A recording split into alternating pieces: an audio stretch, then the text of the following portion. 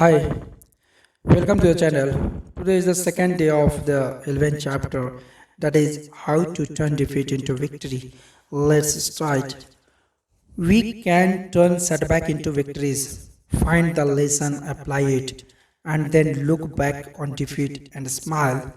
Moviegoers will never forget the great Lionel Barrymore. In 1936, Mr. Barrymore broke his hip. The fracture never healed. Most people thought Mr. Barrymore was finished, but not Mr. Barrymore. He used the setback to pave the way to even greater acting success. For the next 18 years, despite pain that never abated, he played dozens of successful roles in a wheelchair. On March 15, 1945, W. W. Colvin Williams was walking behind a tank in France. The tank hit a mine, exploded, and permanently blinded Mr. Williams. But this didn't stop Mr. Williams from pursuing his goal to be a minister and counselor. When he was graduated from college and with honors too, Mr. Williams said he thought his blindness will actually be an asset in my career. I can never judge by appearances. Therefore, I can always give a person a second chance. My blindness keeps me from cutting myself from and from a person because of the way he looks. I want to be the kind of person to whom anyone can come and feel secure to express himself. Isn't that a magnificent living example of goodwill, bitter defeat being turned into victory? Defeat is only a state of mind and nothing more. One of my friends, who is substantial and successful investor in the stock market, carefully appraises each investment decision in the light of his past experiences. One time he told me, when I first started investing 15 years ago, I really got signed a few times. Like most amateurs, I wanted to get rich quick. Instead, I got broke quick. But that didn't stop me. I knew the basic strength of the economy and that over the long pull, well selected stocks are about the best investment anybody can make. So I just regarded those first bad investments as part of the cost of my education. He laughs.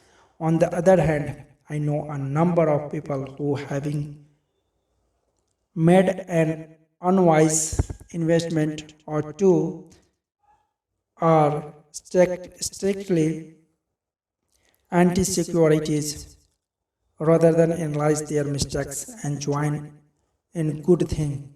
They reach the completely false conclusion that investing in common stocks is just a form of gambling and sooner or later everybody loses. Decide right now to solve something from every setback. Next time things seem to go wrong on the job or at home, calm down and find out what caused the trouble. This is the way to avoid making the same error twice. Being licked is valuable if we learn from it. We human beings are curious creatures. We are quick to accept full credit for our victories. When we win, we want the world to know about it. It's natural to want others to look at you and say, there goes the fellow who did such and such. But human beings are equally quick to blame someone else for each setback. It's natural for salesmen to blame customers when sales are lost. It's natural for executives to blame employees or other executives when things get out or get. It's natural for husbands to blame wives and wives to blame husbands for quarrels and family problems. It is true that in this complex world, if others may trip us, but it is also true that more often than not we trip ourselves. We lose because of personal inadequacy, some personal mistakes. Condition yourself for success this way. Remind yourself that you want to be as nearly perfect as is humanly possible. Be objective. Put yourself in a glass or tube and look at yourself as a disinterested third party would like at the situation. See if you have a weakness that you have never noticed before. If you have take action to correct it, many people become so accustomed to themselves that they fail to see ways for improvement. The great Metropolitan Opera star Royce Stevens said in the Reader's Digest, July 1955, that at the unhappiest moment of her life, she received the best advice she's ever had. Early in her career, Mr. Stevens lost the Metropolitan Opera auditions of the year. After losing, Mr. Stevens was bitter. I longed to hear, she said, that my voice was really better than the other girls, that the verdict was grossly unfair, that I had just lacked the right connections to win. But Mr. Stevens' teacher didn't coddle her. Instead, she said to Miss Stevens, my dear, have the courage to face your faults. Much I was, much as I wanted to fall back on self-pity, continued Mr. Stevens, they, those words kept coming back to me. That night they woke me. I couldn't sleep until I faced my shortcomings. Lying there in the dark, I asked myself, why did I fail? How can I win next time?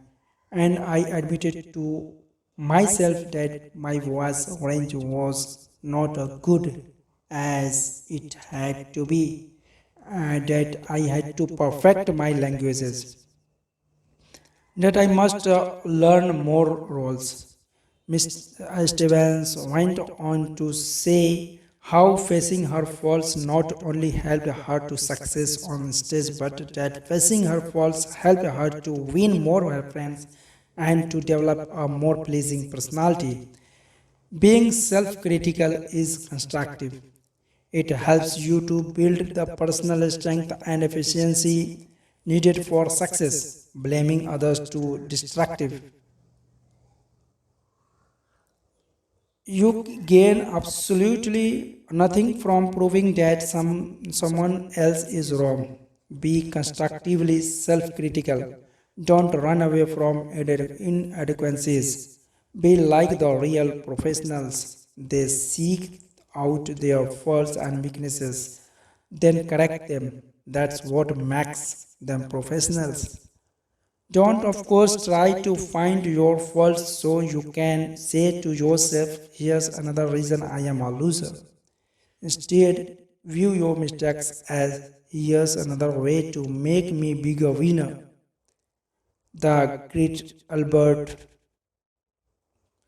Hubbard once said, a failure is a man who has blundered but is not able to cash in on the experience. Often we blame luck for our setbacks. We say, well, that's the way the ball bounces and let it go at it. But stop and think. Balls don't bounce in certain ways for uncertain reasons. The bounce of a ball is determined by three things: the ball, the way it is thrown, and the surface it strikes. Definite physical laws explain the bounce of a ball, not luck. Suppose the CA were to issue a report saying, "We are sorry to the crash occurred, but folks, that's just the way the ball bounces." You would say it's time to get a new CA, or suppose a doctor explained to a relative, "I am awfully sorry. I don't know what happened. It's just one of those things." You would switch doctors when you or another relative became ill. That's the way the ball bounces approach teaches us nothing.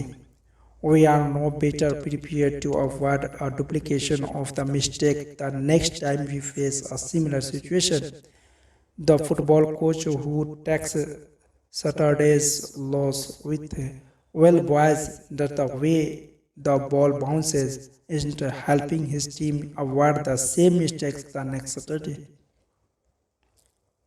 Orville Hubbard, mayor of the Dearborn, Michigan, for 17 consecutive years, is one of the nation's most colorful and respected urban administrators.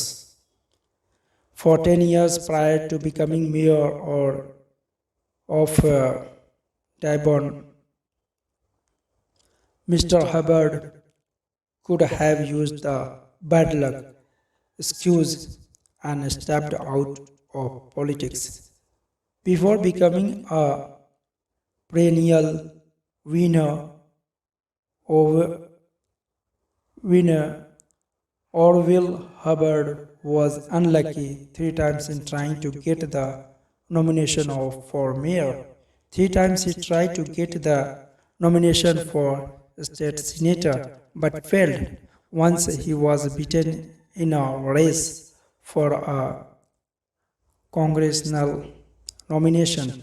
But Orville Hubbard studied these setbacks. He regarded them as part of his political education, and today he is one of the sharpest, most unbeatable politicians in local government. Instead of blaming luck, research those setbacks. If you lose, learn. Lots of folks go through life explaining their mediocrity with hard luck, tough luck, sour luck, bad luck. These people are still like children, immature, searching for sympathy. Without realizing it, they fail to see opportunities to grow bigger, stronger, more self reliant. Stop blaming luck. Blaming luck never got anyone where he wanted to go. A friend who is literary consultant, writer, and critic chatted with me recently about what it takes to be a successful writer. A lot of would be writers, he explained, simply aren't serious about wanting to write. They try for a little while but give it up when they discover there is real work involved. I haven't much patience with these people because they are looking for a shortcut. They are just instant one. But he went on, "I don't want to imply that pure persistence is enough. The plain truth is often it isn't. Just now, I am working with a fellow who has written 62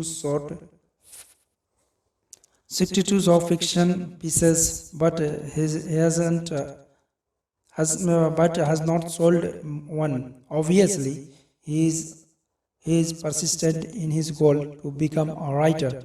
But this fellow's problem is that he uses the same basic approach in everything he writes. He has developed a hard format for his stories. He has never experimented with his material, his plots and characters, and perhaps even his style. What I am trying to do now is to get this client to try some new approaches and some new techniques. He has ability, and if he will do some experimenting, I am sure he will sell much of what he writes. But until he does, he will just go on receiving one rejection slip often after another. The advice for a literary consultant is good. We must have persistence, but persistence is only one of the ingredients of victory. We can try and try, and try and try and try again, and still fail unless we combine persistence with experimentation. Edison is credited with being one of America's most persistent scientists. It's reported that he conducted thousands of experiments before he invented the electric light bulb. But note, Edison conducted experiments. He persisted in his goal to develop a light bulb, but he made that persistence pay off by blending it with experimentation. Persisting is one way is not guarantee of victory, but persistence blended with experimentation does guarantee success. Recently, I noticed an article about the continuous search for oil. It said that oil companies study the rock formation carefully before they drill a well. Yet, despite their scientific analysis, 7 out of 8 well drilled turn out to be dry holes. Oil companies are persistent in their search for oil, but not by digging one hole to ridiculous depth, but rather by experimenting with a new well when good judgment says the first well won't produce. Many ambitious people go through life with admirable persistence and show of ambition, but they fail to succeed because they don't experiment with new approaches. Stay with your goal, don't waver an inch from it, but don't beat your head against a wall. If you aren't getting results, try a new approach. People who have bulldog persistence, who can grab something and not let go, have an essential success quality. Here are two suggestions for developing greater power to experiment, the ingredient that, when blended with persistence, gets results. Number one, tell yourself there is a way. All thoughts are magnetic. As soon as you tell yourself, I am beaten, there's no way to conquer this problem. Negative thoughts are attracted, and each of these helps convince you that you are right, that you are whipped. Believe instead there is a way to solve this problem, and positive thoughts rush into your mind to help you find a solution. It's believing there is a way that is important. Marriage counselors, counselors report no success in saving marriages until one and preferably both partners see that it is possible to win back happiness. Psychologists and social workers say an alcoholic is doomed to alcoholism until he believes he can beat his thirst. This year, thousands of new businesses are being formed. 5 years from now, only a small portion will still be in operation. Most of those who fail will say competition was just too much. We had no choice but to quit. The real problem is that when most problem hit the tear, things are rough, barrier. They think only defeat and so they are defeated. When you believe there is a way, you automatically convert negative energy. Let's quit, let's go back into positive energy. Let's keep going, let's move ahead. A problem or difficulty becomes unsolvable only when you think it is unsolvable. Attract solutions by believing solutions are possible. Simply refuse even to let yourself say or think that it's impossible. Number two, back off and start afresh. Often we stay so close to a problem for long that we can't see new solutions or new approaches. An engineer friend was written a few weeks ago to design a distinctly new aluminum structure. In fact, nothing even resembling it had even been developed or designed before. I saw him just a few days ago and I asked him how his new building was coming along. Not too well, he replied. I guess I haven't spent enough time with my garden this summer. When I live with tough design problems for a long stretch, I have got to get away and let some new ideas soak in. You would be surprised. He continued to know how many engineering ideas come to me when I am just sitting inside a tree holding a water hose on the grass. President Eisenhower once was asked at a news conference why he took so many weekend vacations. His answer is good advice for everybody who wants to maximize his creative ability. Mr.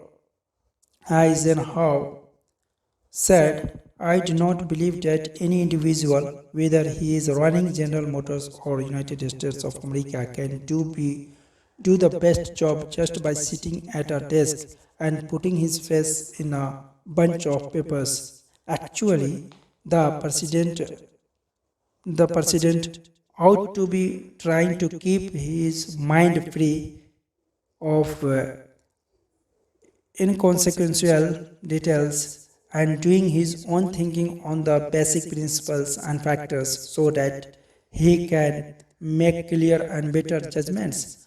A former business associate of mine regularly takes a 72-hour out of town vacation with his wife once each month. He found this backing off, and starting afresh increased his mental efficiency, thereby making him more valuable to his clients. When you hit a snag, don't throw up the whole project. Instead, back off, get mentally refreshed. Try something as simple as playing some music or taking a walk or a short nap. Then, when you tackle it again, the solution often comes almost before you know it. Seeing the good side pays off in big situations too. A young man told me how he concentrated on seeing the good side when he lost his job. He explained it this way. I was working for a large reporting company. One day I was given short notice to leave. There was an economy wave on and they dismissed the employees who were least valuable to the company. The job didn't pay too well, but by the standards I grew up with, it was pretty good. I really felt terrible for a few hours, but then I decided to took at big monster as a blessing in disguise. I really didn't like the job much, and had I stayed there, I would never have gone far. Now I had a chance to find something I really liked to do. It wasn't long until I found a job that I liked a lot better, that paid more money too. Being fired from that credit company was the best thing that ever happened to me. Remember, you see in any situation what you expect to see. See the good side and conquer the defeat. All things do work together for good if you will just develop clear vision. In quick review, the difference between success and failure is found in one's attitudes towards setbacks, handicaps, discouragement, and other disappointing situations. 5 guideposts to help you turn defeat into victory are: number one, study setbacks to pave your way to success. When you lose, learn and then go on to win next time. Number two, have the outrage. How to have the courage to be your own constructive critic. Seek out your faults and weaknesses and then correct them. This makes you a professional. Number three, stop blaming luck. Research each setback, find out what went wrong. Remember, blaming luck never got anyone where you wanted to go. Number four, blend persistent with experimentation. Stay with your goal, but don't beat your head against a stone wall. Try new approaches, experiment. Number five, remember there is a good side in every situation. Find it, see the good side, and weep discouragement. And today is the end of the 11th chapter. We will start 12th chapter in the next session. Thank you so much. If you are new on the channel, subscribe the channel and press bell icon so that you will get notification of new video upload.